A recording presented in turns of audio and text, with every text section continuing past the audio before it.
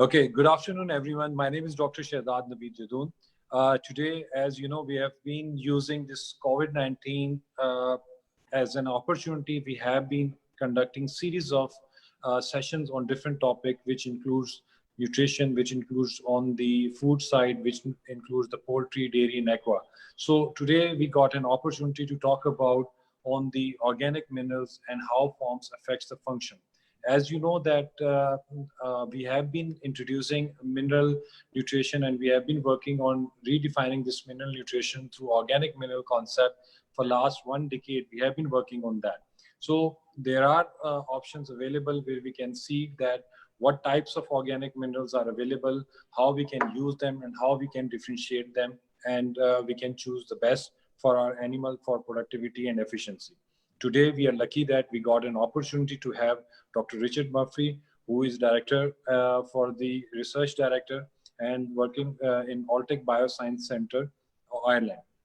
He has a vast experience, and he would be explaining today how we can choose the organic mineral and how those forms affect the performance and productivity.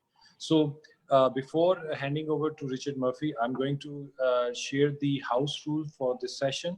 All of you guys would be participating, and those who would be watching us, they can raise their question, and those who are joining directly on the Zoom meeting, they can ask their questions directly. And later on, once Richard finishes presentation, we can have an interactive sessions, and we'll try to get answer for all those questions, because we all know that we have a time constraint, and if we could not answer any of the question, we can later on will come back to you.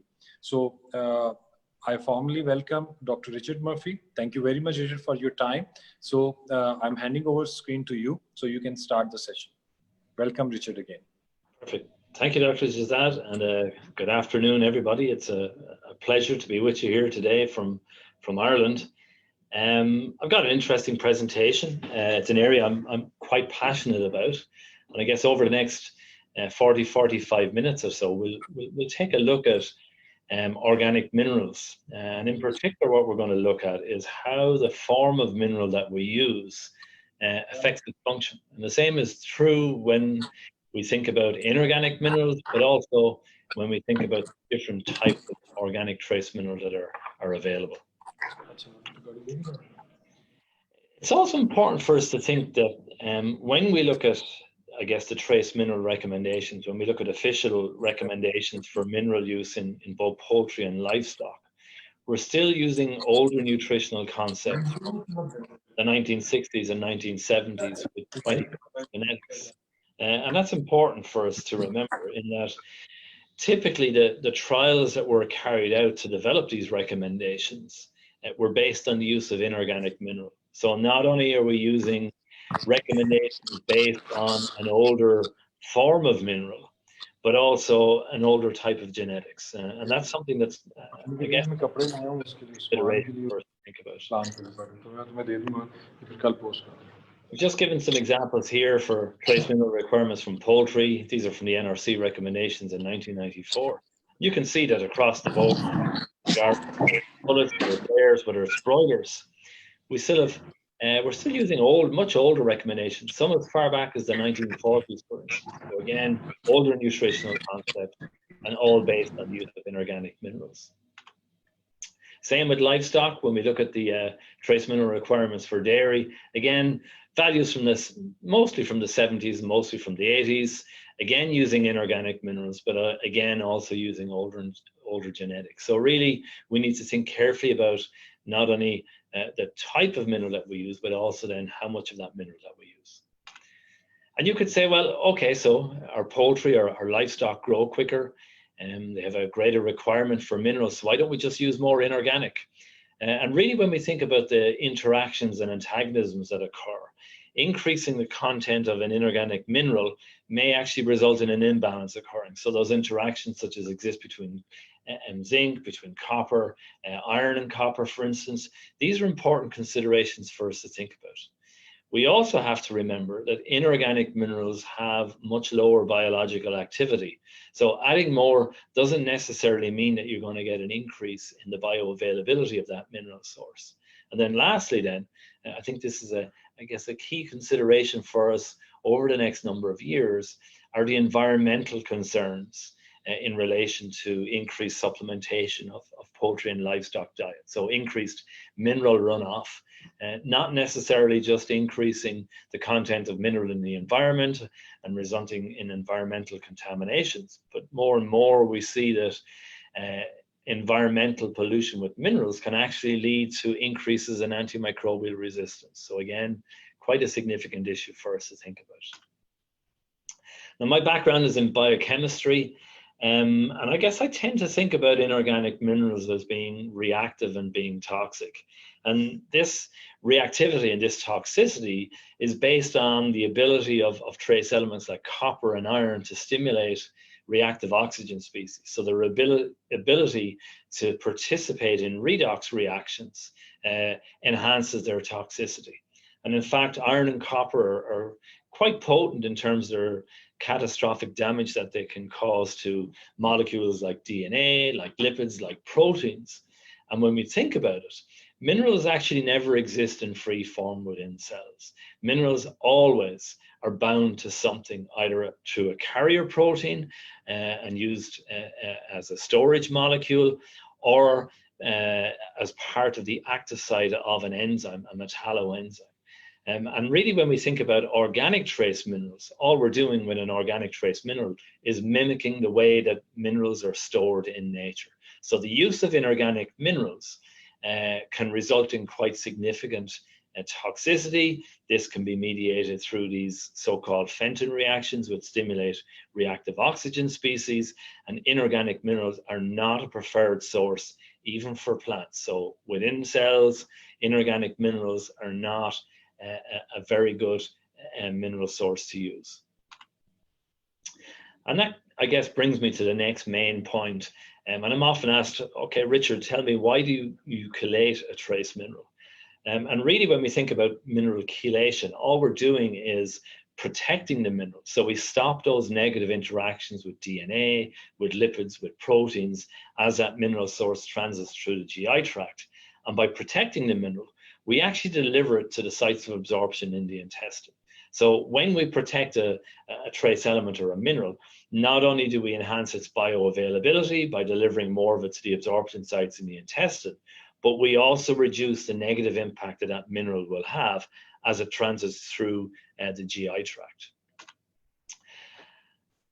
Thinking about the GI tract of both poultry and livestock, one thing that they have in common is that along the length of the GI tract, we get these changes or fluxes in pH. So on intake, the pH is quite neutral. It starts to acidify as you move towards the gastric environment or the stomach. It becomes extremely acidic. It then starts to increase or neutralize as you move towards the intestine. So we have a constant change or a constant flux in pH along the length of the GI tract. And it's these pH changes or fluxes which actually cause those negative interactions to occur. So when we get acidification, if you're using an inorganic trace mineral, you can get quite rapid dissociation of that inorganic mineral into that charged or ionic form. And that's really when you see that reactivity, that toxicity occurring. So by chelating the mineral, by protecting the mineral, not only do you stabilize it, but you obviously then decrease any negative interactions because of pH, but you ultimately increase the bioavailability, and that obviously enables more mineral to be delivered in an available form. There are many different products available on the market. I'm not going to go into too much details on this slide. Obviously, it's just to recognize that there are quite a number and range of types of organic trace mineral in the marketplace. And this has led, in many respects, to a lot of confusion in the industry, in that, well, this company sells an organic trace mineral, that company sells an organic trace mineral, the other company sells an organic trace mineral. They're all organic. How can they be different? And in actual fact, each of these products are very, very different, and each of them behaves distinctly differently within the GI tract. I guess as well, when we look at the official classifications for organic trace minerals, again, this can lead to confusion. I've just given some examples here of the EU classification of organic zinc products. And you can see there are a number of different types. And the official definitions tend not to give any indication of the main differences between them or how they'll behave differently. But in reality, when we think about organic trace minerals, each manufacturer uses a different strategy to bond or protect that mineral. So some companies will use amino acids, they may use single amino acids, they may use mixtures of amino acids. Other companies will use peptides, you can use organic acids, you can use sugars. And in fact, there's a wide range of molecules which will bond or bind to a trace element and complex or chelate it. But it's the ability of these different molecules to complex or chelate the mineral which makes them behave differently. And that for me is the key differentiation between these different organic trace mineral products, is the type of bonding group that's used by different manufacturers and the way in which that bonding group interacts or bonds with the mineral, which makes them very different. I've just given some examples here, match these up to the AFCO definitions that you would have in the US. So whether we're talking about amino acid complexes, amino acid chelates, or proteinates, you can see that they're distinctly different from a structural point of view. So complexes, by their very nature, will have a single amino acid bonded to a single mineral group. These are not net neutral, so these still have a charge on them, somewhat reactive. Amino acid chelates will use two amino acids bonded to a mineral group, or two organic acids, as in the case here of the methionine hydroxy analog based product. Again, these are neutralized, but they don't have the stabilizing influence of a peptide bond. And that's one of the key differences, I think, between amino acid based products and protein based products, is the ability of the peptide product to form a much more three-dimensional structure. So that peptide can wrap around the mineral, and in doing so, it forms a much more stable bond, which enables greater protection and obviously then enables greater delivery of that mineral form in an absorbable form to the sites of absorption in the intestine. We often hear as well about how size is allegedly a key characteristic of an organic trace mineral. And in actual fact, size really has little correlation with not just the stability of an organic trace mineral, but importantly, the bioavailability. And we spent quite a bit of time over the years in Alltech looking at the concept of stability and how different forms of bonding group will interact to a lesser or a greater stability with mineral, and in doing so enhance not just the overall stability of that chelate product, but enhance the bioavailability of it. And I've just given some examples here comparing glycine with different peptides or with other different bonding groups, whether they're organic acids or organic acid derivatives. And the only reason I'm looking at glycine here is that glycine is the smallest amino acid. So really, if we want to have a look at the issue of size, it's a perfect example to use. And really at the bottom here, I've just given examples of glycine versus some dipeptides. I've matched up the molecular weights with them, and I've matched up the relative stabilities of those given relative to glycine. And you can see that when you start looking at comparing glycine with the dipeptides, there really is no correlation between the size of that bonding group and the stability of the corresponding chelate that's formed from it. Really what's of more importance is the type of bonding group. So the type of amino acid that's present, and moreover, the sequence of amino acids that's present in these peptides. At the bottom, I've given an example of EDTA, which really will be regarded as one of the, I guess, molecule that forms one of the strongest bonds with minerals. And certainly when you look at EDTA compared to the peptides, EDTA forms much more stable chelates. Now, the only reason I've included EDTA here is to give an example of a bond strength that's too great. So an EDTA complex or chelate would have very little bioavailability in an animal or in our poultry or livestock. So really it's just to illustrate that with peptides, you don't get too strong a bond formed, so that it becomes, I guess, a good example of how careful consideration is needed to be given to the type of bonding group. So really, size is not the be all and end all. So when manufacturers talk about how their product is better than other products because they're using a small amino acid, It doesn't necessarily indicate that they form a stable bond. So really, when we think about organic trace minerals, what we're trying to do is maximize the pH-dependent stability to optimize delivery of that mineral source to the absorption sites in the intestine. So if you can minimize pH instability, you'll have a far better product. And that's the key differentiator between an organic trace mineral products, is the ability to form stable bonds that are stable over a wide pH range. And we know from additional work that we've carried out, and this is from a poster from 2 years ago at IPPE. It also forms part of a PhD program from the group here in Dunboyne. When we look at the stability of different organic trace mineral products, and I've given that of Bioplexes here. These are our peptide-based organic trace mineral. And when we compare the acidic stability of the Bioplexes with that of other types of organic trace mineral, whether they're amino acid, whether they're organic acid, whether they're amino acid chelates or complexes, you can see the distinct benefit of the Bioplexes in terms of their acidic stability compared to the competitor products. And really, that's one of the key differentiators for us, is this acidic stability. And it's something that we have very stable chelate formed with the Bioplexes, which obviously enables us to minimize instabilities due to fluxes in pH along the transit through the GI tract. Now, when we enhance the stability, obviously we enhance the bioavailability, but we also have an additional benefit, and that's in reducing those trace element interactions with common premix, common feed components, and even components of the digestive system. We spent quite a bit of time over the last number of years looking at the impact on enzymes, the impact on antioxidants such as BHT, BHA, or even vitamins such as tocopherol. And what we have found is that if you maximize the stability of an organic trace mineral, you'll actually minimize the negative interactions that you have with either endogenous or exogenous enzymes, so enzymes that we add to feed or enzymes that are part of the digestive system.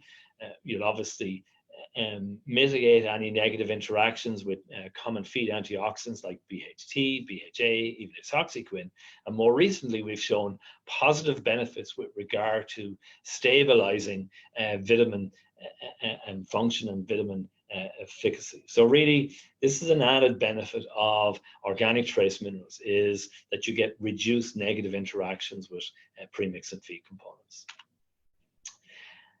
Just to illustrate some of these, and really when we think about the stability concept, this is what really gives the stabilizing effect that we see with the Bioplexes. So by enhancing the stability of that bond between the peptides and between the mineral, we can actually get what we would term as an antioxidant sparing effect. So instead of having a very detrimental impact on antioxidant functions, such as what you would see with inorganic minerals, and again, this is stimulated through those Fenton reactions, you actually get much less negative interaction if you stabilize that bond. We see this with both copper, we see this with both iron, where you see significantly reduced impacts on or negative interactions with antioxidants like BHT, BHA, when you have a more stable organic trace mineral. We've done quite a bit of work on enzymes. I guess we originally started off looking at phytase, given its importance to monogastric nutrition. And really, when we think about the ability of a charged ion like iron, copper, zinc, or manganese to interact with enzymes and bind to the active site of enzymes, that's really where you start to see those negative interactions between mineral and enzyme activities.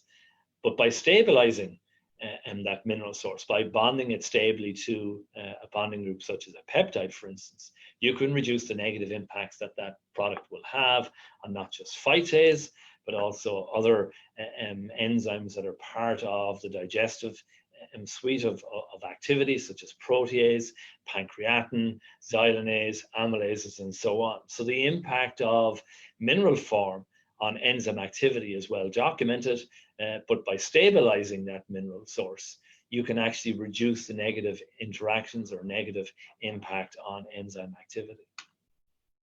We also know that by stabilizing the mineral source, you can actually reduce the negative impact in premix as well. And this is some newer work here. We're just getting ready to publish, where we look at inorganic mineral and the negative impact that inorganic minerals have on phytase stability in VTM, whether it's at industry levels or at those NRC recommendations. We also see the stabilizing influence that a strongly bonded organic trace minerals such as bioplexes have on the stability of the corresponding enzyme in premix. And this does begin, I think, to translate into a benefit in the animal. And this is some quite nice work in dairy from a couple of years ago from Judd Heinrich's group, really looking at how the choice of mineral form will influence not just VFA and butyrate productivity, but also enhancing digestive function. And really, by switching from inorganic to an organic source, you reduce the negative impact on metabolite production, and that's brought about through a minimization of negative impacts on rumen digestive enzymes. On the vitamin side, again, this is newer work that we're just getting ready to publish. Again, looking at vitamin A, vitamin D, vitamin E stability in premix. And what we see again is that stabilizing influence. By enhancing the bond strength between the mineral and the peptide, we reduce the negative interactions, we get greater retained vitamin stability in premix, and that does in fact lead to a benefit to the animal. This is quite a nice poultry study from last year, which basically indicates that when you fully replace inorganic trace minerals with organic minerals, such as in the form of bioplexes, you can increase the storage stability in premix of vitamins, and this obviously then reflects in a better growth performance in poultry. So it gives us options in terms of looking at diet reformulation, I believe. And certainly it's an area of active research for us. We are looking at the reformulation capabilities of diets by making that switch from inorganic to organic, and perhaps looking at reformulating, reducing the level of endogenous enzyme perhaps, and perhaps looking at being able to reduce the level of vitamin that's added based on the type of mineral form that's utilized. So when we think about stability, stability is the key to the success of the bioplexes. And obviously, if you've got a stable organic trace mineral, you can look at fully replacing the inorganic mineral with the organic source, but at a reduced level. And that's what our total replacement technology offers. The ability to fully replace inorganic minerals with the organic mineral source at a reduced level, and still maintaining health and performance, and still getting a performance response. I've just given some examples here over the next couple of slides following on in terms of some of the data that we have from trials carried out in poultry and livestock. Almost 190 of these are carried out in our of these peer-reviewed papers or with our total replacement technology. So the concept here is that we fully replace the inorganic with the bioplexes, but not having a negative impact on performance. And to date, we are the only company that has successfully replaced all the inorganic minerals in diets without negatively affecting animal performance or productivity. And that's down to the bond strength between the peptides in bioplexes and the trace mineral source. In terms of mineral importance to breeders, obviously it's well documented. We know the performance benefits that we can get in our breeding flock.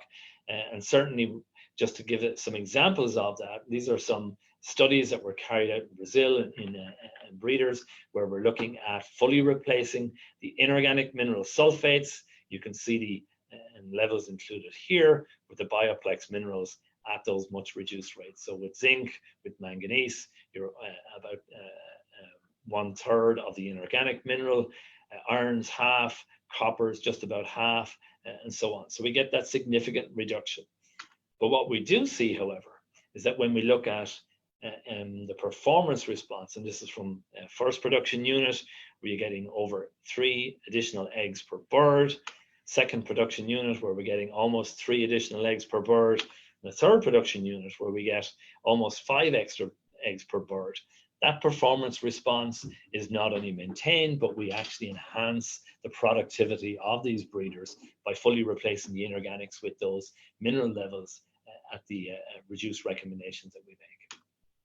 So again, average production of the 3 units with those reduced mineral levels in the form of bioplexes. You can see here it's almost 4 eggs per bird. So really quite a beneficial response in breeders, and really just shows how enhancing the stability of that trace mineral not only reduces the reactivity, but enhances the bioavailability. Additional study, this is a US integrator. You can see the positive benefits here in terms of feed conversion in the Bioplex, the organic, the full TRT flock compared to the inorganic conventional flock. So those improvements in feed conversion, increase in the number of chicks per hen, and the increase in livability in both females and males, significantly enhanced with bioplexes at those reduced levels compared to the inorganics at the conventional levels.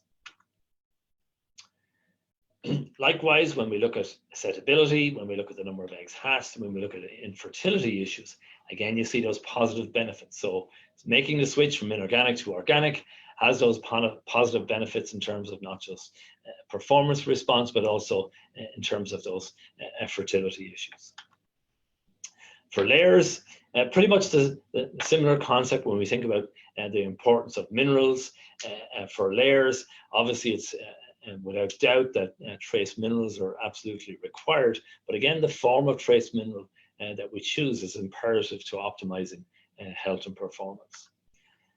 Quite a nice study here where we're looking at, again, this is pretty much like a titration scenario where we're taking that 100% inorganic mineral group, looking at an ISO equivalent organic group, and then titrating down to a third the level of the inorganic with those bioplexes. And again, when we look at the performance response, whether it's the production, whether it's the conversion per egg mass or the conversion per dozen eggs, you can see the distinct benefit that you get by replacing the inorganic with those reduced levels of inorganic. But what's really exciting here is that when we start to look at the egg weight and the egg mass, again, you can see the benefit in terms of not just replacing the inorganics, but fully replacing them at those reduced levels. And if anything, when you start to look at the data here, you could almost say, well, if we're using inorganics at such a high level, perhaps there's a toxicity here. So when we look at the performance response at those reduced levels, you can see not just a positive benefit, but you have to say, well, maybe those high levels of inorganic are actually somewhat toxic for the bird. And that's really, again, when we think about reactivity and when we think about the stabilizing influence of chelation, again, one of the positive benefits that we would typically see. On the layer side, again, one of the additional benefits that you get with the use of organic trace minerals is that you enhance the retention of minerals. So your mineral excretion is reduced and your overall retention is increased. And this is quite a nice study in that we're looking at, again, a full replacement scenario where we're looking at inorganics at those high levels compared to the bioplexes at those reduced levels, so at those TRT levels. And we've also, in this case here, done an ISO equivalent reduction in the inorganic group. So we've got 3 groups here. We've got a conventional inorganic, we've got our reduced organic group, but we've also put in a reduced inorganic group. And what do we see? Well, when we look at the complete replacement group, when we look at the Bioplex group here, compare that to the high-level control, you can see that the performance response is positively benefited by replacing the inorganic with the organics, with the Bioplexes. So in terms of the production response, total egg weight, egg loss is reduced, feed intake, feed to egg ratio improved. But when we look in the middle at the ISO equivalent level between the inorganic at the reduced level, what you actually see is a reduction in performance. So it just shows that when we look at inorganic mineral, the bioavailability isn't there. So if we say, well, let's try and minimize a negative influence by reducing the inorganic, you actually won't get the performance response because its bioavailability is reduced. So again, organic group far better in terms of the ability to not just optimize health and performance, but to bring about a beneficial performance response.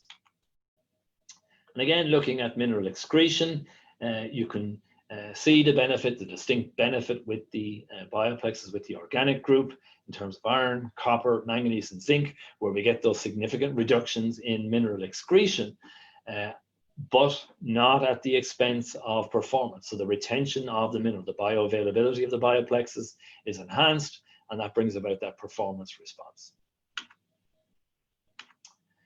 In terms of broilers, again, no doubt about the essentiality of minerals for broilers, but again, it's about making the right choice, looking at replacing inorganics with organics.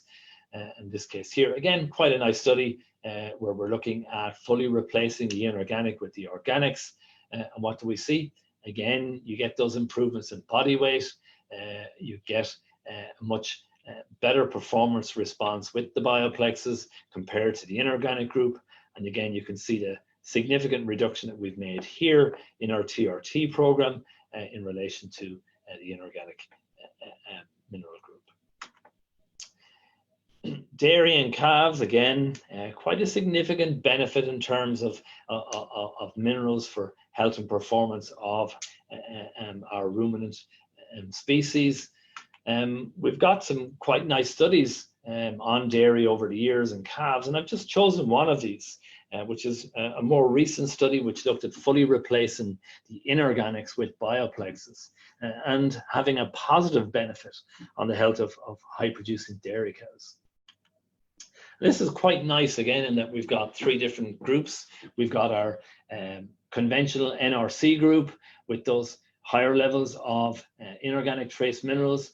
We've got our Bioplex TRT group, where you can see that reduction that we have in inorganic minerals and replacing them with our bioplexes at those reduced levels. But we've also chosen to put in an ISO equivalent inorganic group. So again, same level as the Bioplex group at those reduced levels, just to see if you can, or just to demonstrate further, not just the bioavailability of the bioplexes, but also show how reduced the bioavailability of the inorganic minerals is. Looking at the milk yields, you can see with the Bioplex group, the TRT, in comparison to both the NRC and in particular to those reduced levels of inorganic, that you get an increase in milk yield, so significantly higher milk yield with the bioplexes. And the inorganic group at the reduced level, as you would imagine, as you would expect, had the lowest milk production. So again, form versus function. Those inorganic minerals have reduced bioavailability. You will not be able to reduce those inorganic minerals without having a negative impact on the performance of your dairy herd. Somatic cell count, the total replacement group tended to have lower somatic cell count overall compared with both the inorganic and compared with the inorganic at the reduced level and the inorganic at those NRC recommendations. And this is a benefit that we would typically see, is that you do get a reduction in somatic cell count. Again, a lot of that is down to the bioavailability of the selenium, bioavailability of the zinc that's present, and that really adds or aids the immune response in the animal. On the fertility side, when we look at our TRT group, when we look at our organic Bioplex group, we know that we get improvements in fertility performance. So the number of services to conception, the number of pregnancies increases when we have organic minerals relative compared to the inorganic group at either those higher levels or particularly at those reduced inorganic levels. Accumulated mastitis, when you look at the Bioplex group, the TRT group, you can see that it's significantly lower than both the inorganic at the NRC and both the inorganic at those reduced levels. So again, showing the positive benefit that fully replacing the inorganics has with the organic Bioplex at those reduced levels. Lameness, again, quite a nice response here where we look at the Bioplex group and you do get reduced lameness, reduced leg and hoof issues with the organic minerals at those reduced levels relative to the inorganics at either NRC or inorganics at reduced level. So I think the sum total of this study is quite interesting in that we get higher DMI, our productivity is increased, so we get increased milk production, increased energy corrected milk, no negative impact on body weight or body conditioning score, better reproduction response, so fewer services to conception, a higher percentage of animals pregnant, and then obviously overall health and response is greater, and then we get fewer mastitis cases and fewer lameness cases. So obviously that's quite a brief and rapid run through. I wanted to make sure we had time for questions today. And when we think about organic trace minerals, and when we think about comparing them with inorganic minerals, really the form versus function cannot be underestimated. So with the inorganic minerals, they can be quite toxic and reactive.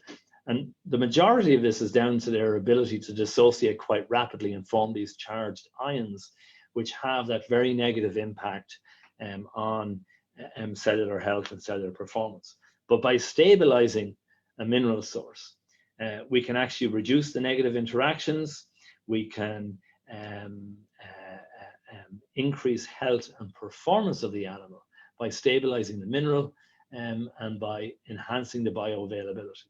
It's also quite clear that when we think about bioavailability, we need to be clear that there are distinct differences between organic trace mineral sources in terms of their ability to form stable bonds.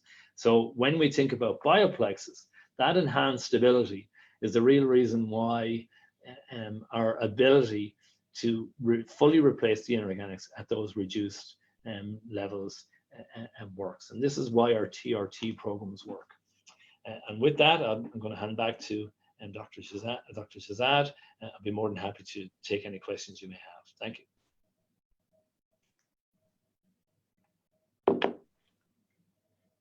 Wow, thank you so much, Richard. It's a wonderful presentation, and you covered a lot in a very short time. You covered almost all the subtitles or subtopics of that organic minerals that you covered, that stability and bioavailability, pH, and all these topics. So we have a few of the questions we received. One by one, I am asking the questions, and I'm request to you, please, if you giving them answers of all these questions till we have that 20 minutes. So first question is from Dr. Muhammad Attar side. He asked that while using phytases in super dosage, how one see intensity of or relevance for chelated zinc or copper? Okay, that's a very good question and a very interesting one that we spend a lot of time thinking about. There has been a trend towards suggestions about superdosing over the last number of years, and looking at the reasons behind that. And I think in many respects, when we look at the phenomenon of superdosing, perhaps it's down to the use of inorganic trace minerals. So the reactivity of those inorganic trace minerals perhaps have negatively influenced the phytase activity to the extent that manufacturers are now making recommendations about superdosing. And I actually think that when you look at the stabilizing influence of an organic trace mineral, you can actually get an enhancement of phytase activity, and that's pretty clear. We are doing some work at the moment. We have a PhD program on the way to look at our ability to reformulate diets with phytase based on our choice between inorganic or organic trace mineral. And I think that will go a long way to answer a lot of the questions about interaction between minerals and between a phytase enzyme and the whole concept of superdosing. But certainly from the in vitro work that we've done to date, we've shown that if you're using an organic trace mineral, you'll have greater retained phytase activity, but that you will have distinct differences between the form of organic trace mineral as well. If it's of interest, I can share with you some of the publications that we've done on the phytase side. But certainly I think with superdosing, we need to think about the type of mineral source that's used, and rather the form of mineral source that's used, and then the individual product that's used as well, because that will play an influence in retention of phytase activity. Thank you. Sir, you covered that already in vitamin stability premix point of view. So here is a question that what is the impact of chelated minerals on vitamin stability premix? If you briefly tell about on this vitamin stability again, please. Yeah, so we got interested in this work after I came across a paper from one of the vitamin manufacturers who basically indicated they would observe differences in the stability of vitamins depending on the form of mineral source that was used. And it made perfect sense, because when you think about the reactive nature of inorganic minerals, their negative impact on vitamins is already well documented. And that's one of the reasons why we have overages, or so-called overages, when we formulate our premixes, that we add excess vitamin to account for negative interactions in VTM.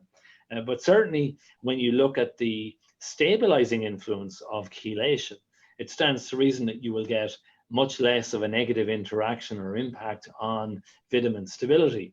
And that's something that we've shown. We're just getting ready to publish this, and with both vitamin A, vitamin D3, and vitamin E, is that the form of mineral that you use can have a positive or a negative impact on vitamin stability in premix. And that by using an organic trace mineral, you'll have greater retained vitamin stability.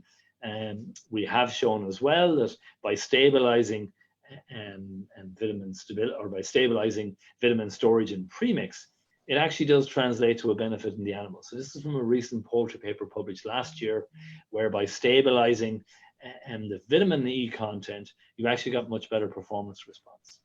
So that's I guess a very, very brief overview of that. Thank you. Thank you. So Richard, we have another question that what is the ideal pH for maximum stability and absorption of minerals? Okay, well, I guess we need to think about where minerals are absorbed. So obviously, minerals are absorbed in the upper reaches of the small intestine, where pH will be probably around pH 5.5. Again, it will depend on species. It will depend on other dietary influences, but getting close to neutrality. Really, when we think about stability of minerals, they need to be stable over a wide pH range. So in terms of an optimum pH, it's not so much the optimum pH, but the optimum stability. So again, back to that concept of how a mineral interacts with a different bonding group, whether it's an amino acid, whether it's an organic acid, whether it's a peptide. But by having the right choice of bonding group, you can stabilize the mineral stability, and that will enhance bioavailability. Thank you. We have another question from Zishan Zulfikar. He want to know that what is the mineral proteinates, definitely bioplexes, versus the amino acid chelate, which one is the better? For me, hands down, I'm going to say the proteinates. But again, it's back to that stability concept. And yes, any of the work that we've done, whether it's on looking at pH stability, whether it's looking at phytase activity, whether it's looking at antioxidant stability or interactions with antioxidants, we've always found that the bioplexes, the proteinates, have a much better influence and benefit on those components than we would see with amino acid chelates. And that's just simply down to the ability of the peptides to form those stable bonds. So certainly when you compare the published data that we have, and I'll be more than happy to share these papers and posters with you, bioplexes win hands down in my view. Thank you. Richard, I want to know that can you please explain a little bit about that nowadays the organic minerals claims that everyone said that there is a hydroxy methanoates, and definitely there is another addition of that glycinates. All these are been claiming that they are been working as an organic minerals. So how you will be differentiate these glycinates and hydroxy group that will be with proteinates in terms of organic trace minerals? Okay, so when we look at the glycinates, they're composed of glycine. Depending on the manufacturer and depending on where they're sold, you can have glycine complexes, or you can have glycine chelates. So with a glycine complex, you really would only have maybe one glycine for every mineral. So it would be very, very weak bond between it.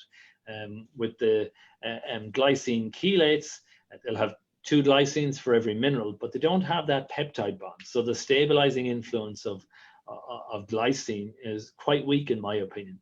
And certainly when you look at the stability data that I showed earlier on, where we compare glycine with that of the peptides, you notice that there's no correlation between size. So simply having a small amino acid like glycine doesn't mean that you'll have a strong bond between the amino acid and between the mineral. It really is the peptide bond that confers additional stability in the case of bioplexes. With the hydroxy mineral, they're quite an interesting category of mineral. They are quite insoluble. So their insolubility means that they'll have reduced reactivity, but they're only insoluble at neutral pH. And there's quite a number of independent publications which look at the solubility of the hydroxy minerals as you acidify or as you reduce the pH under which they're studied.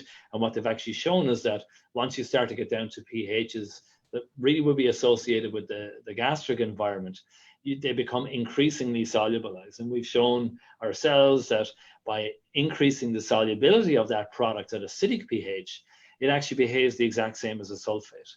So that's quite an interesting observation for us. So with the hydroxy minerals, gastric pH can have a negative influence on them via their increasing solubility. By becoming increasingly soluble, they also become increasingly reactive because they dissociate. So that's quite an interesting observation, to be honest. Okay. Can we relate with that stability point of view with all these proteinettes? So we have shown that there are distinct differences between proteinate products, and the difference between the proteinate products is the way in which each individual manufacturer breaks down the protein that's used to generate the peptides that are present. So when you think about proteinate products, typically the manufacturers will use protein source like soy. They'll hydrolyze the soy proteins into smaller peptides, and those smaller peptides interact and react with the mineral. But depending on the type of production process, and we have a lot of data on this, I didn't include those slides today because I didn't know that there would be this much interest in it. But certainly when we look at the production processes, the way in which we break down that protein source into the individual peptides will influence the amino acid sequence in the peptide. And by influencing the amino acid sequence, you can have a positive or you can have a negative effect on the ability of those peptides to stably interact with mineral. So again, when we look at proteinate products, it's the different production process, it's the different peptides that are formed that really are the key differentiator between those products. Thank you. If any of the other questions from our participant side, if anyone can ask the question, please raise your hand or click that on raise hand.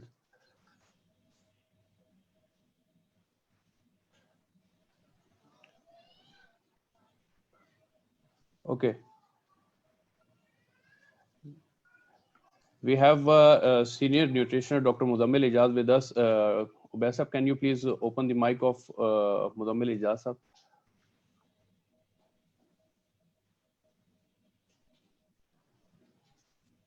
Indeed, nice presentation, as well as I would like that these serial of webinars ultimately boost our knowledge, as well as I'm thankful to you as well as Altec to organize such a nice presentations which enhance our knowledge. Thank you, Aslan. Thank you, sir. Richard, I have a question that when we talk about that poultry or hatchability, specifically for appearance stock point of view, that fertility and hatchability is our main concern. So how would you been explaining about that? We have that selenium in our bioplexes with the combo of all the organic trace minerals with zinc, copper, manganese. So how would be the impact of hatchability on parent stock side that you will be defined on that topic? Yeah, so selenium is a really powerful trace element in many respects, and really that's down to its ability to influence oxidation or oxidant status of not just parents, but also of offspring as well. And certainly on the poultry side, we see tremendous benefits in terms of the ability to influence both male and female fertility. I guess on the male side, you would see improvements in sperm quality. You would see decreases with regard to spermatozoal abnormalities. And on the female side, we certainly see improvements in not just overall hatchability, but more importantly, more critically as well, livability as well is typically increased. And what we would see as well with selenium is that the transfer, maternal transfer, gets increased. So by enhancing the maternal transfer of selenium, the hatchability gets increased, and then the livability obviously gets increased as well. So selenium, tremendous element, one which again I'm very passionate about, very good at enhancing the overall oxidant status of both parent and of offspring. A lot of that is down to its ability to influence activities such as thioredoxin reductase, superoxide dismutases, glutathione peroxidases. So enzymes that are involved in combating oxidation are positively enhanced by selenium. They're required for, selenium is required for their activity.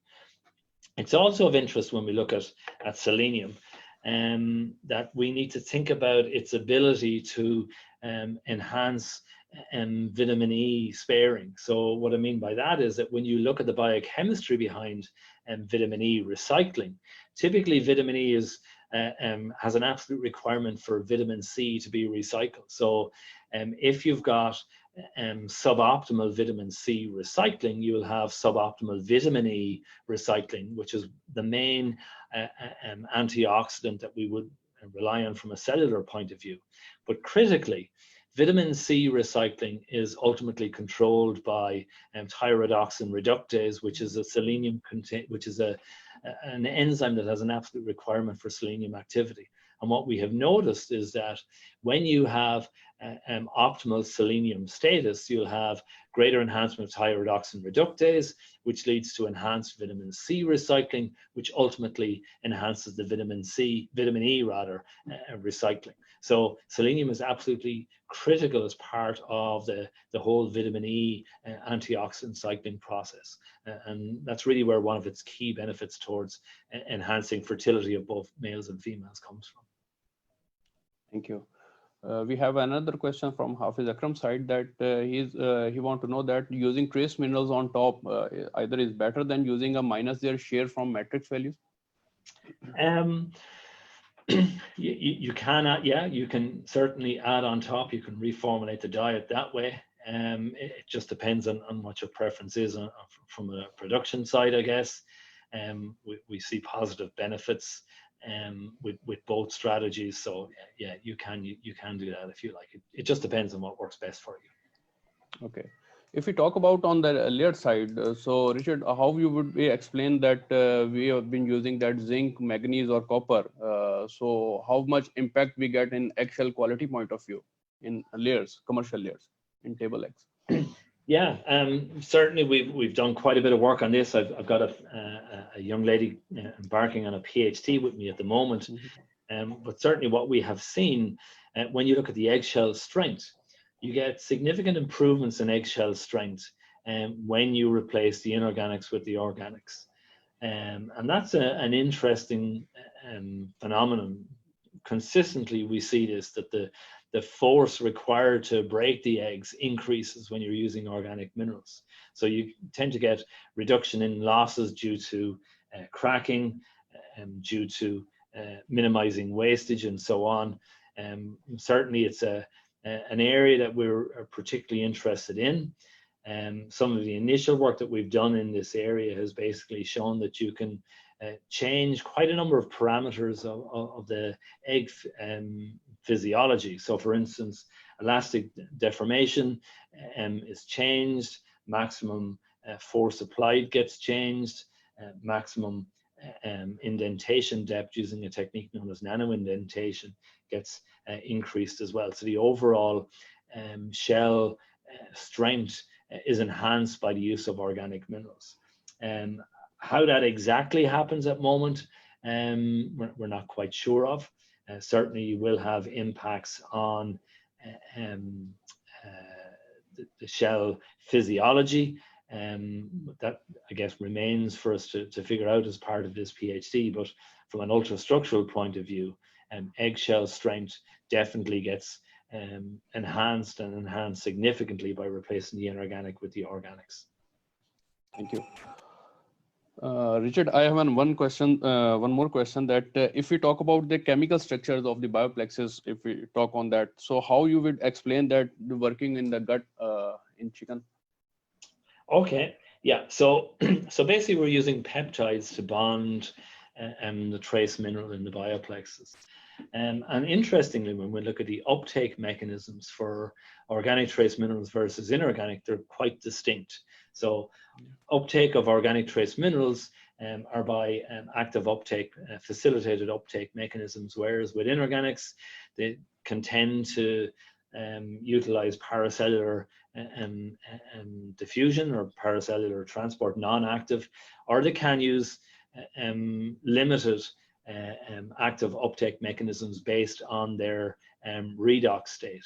What we have found is that when you look at the different organic trace mineral forms, there are distinctly different uptake mechanisms for different forms of organic trace minerals. So for instance, if you're using amino acid based products, they'll have an absolute requirement for uptake by amino acid transport mechanisms, whereas if you're using peptide based products such as Bioplexes, the requirement there will be to utilize peptide transport mechanisms through transporters such as PepT1 or PepT2. A number of interesting observations over the last number of years have come out, and one of the more interesting papers has been by an author called Gebrucker, who looked at amino acid chelates, and what he actually showed was that amino acid uptake or uptake of amino acid chelates can actually be compromised by the presence of free amino acids in the diet. So if you have free amino acids present, you competitively inhibit the uptake of the corresponding mineral amino acid chelate. That's not something that happens with peptides. There's no competitive inhibition of uptake of peptide chelates. Gebrucker also showed that when you look at the uptake of inorganic minerals compared to amino acid chelates, that uptake of inorganics was actually faster. And a lot of that increased uptake of the inorganics is down to the bottleneck that occurs because of the competitive inhibition. Again, not something that occurs with peptides. There's also an interesting author called Kenneth Webb, who spent about 40 years looking at the uptake of peptides versus amino acid in ruminants. And what Webb has shown is that the uptake of peptides is not only faster, but it's also a preferred source for amino acids. So if you're using a peptide to chelate or transport mineral, uptake of that mineral source will be quicker than the amino acid one, but it'll also be the preferred source. So if you're using a peptide, it's a much better form of organic trace mineral. Thank you. So we have another question that if the mineral bound with methionine, that can we reformulate the methionine? How would you explain this? Okay, so again, it will depend on the product. There is a product out there, a methionine hydroxy analog, which is basically used to manufacture mineral chelates as well. And you can look at reformulating the diet based on the methionine credit. I think you'd have to look at the bioavailability of that as a mineral source before making a decision on whether you can justify the increased cost relative to a reformulation benefit, but you may not necessarily have an increased uptake of that mineral form. And the reason for that is that when you look at the methionine hydroxy analog, it's not actually a true amino acid. It's actually a lactic acid analog. Uptake of that molecule is via lactic acid transport mechanisms. It's also what's known as a racemic mixture. So we'll have D and L forms. On uptake, they need to get oxidized using different pathways, whether it's L or D form, and then transaminated before it will form a methionine. So there is a net energy credit that needs to be taken into account as well. Certainly, what we have seen when you look at the whole concept of stability is that the destabilizing influence in terms of the lack of a nitrogen group in the MHA, it's been replaced by a hydroxyl group, means that the methionine hydroxy analogues' ability to form a stable bond is somewhat compromised compared to a normal methionine molecule. So certainly that's something that needs to be taken into account. While you may get a methionine credit, you may not necessarily get a corresponding mineral benefit from it. Certainly there is one publication I know of on poultry side, which looked at trying to mimic the total replacement program that we have with the bioplexes, and it wasn't quite successful. I don't think the bioavailability was there. So again, it's back to that comment I made about thinking about credit versus bioavailability of the mineral. You'd have to look at those quite differently. So they're quite distinct questions, I think, there. Thank you so much. So any of other questions from our participant side? If any of them, you can please raise your hand or put the questions in the chat bar. So we are been asking with Richard, then we are going to our closing. So thank you so much, Richard, for a wonderful presentation, and you absolutely cover all the points of organic trace mineral and differentiate between all the others, because we have that a lot of questions regarding that glycinates, hydroxy, methionates, and definitely you will cover all the aspects in your presentation.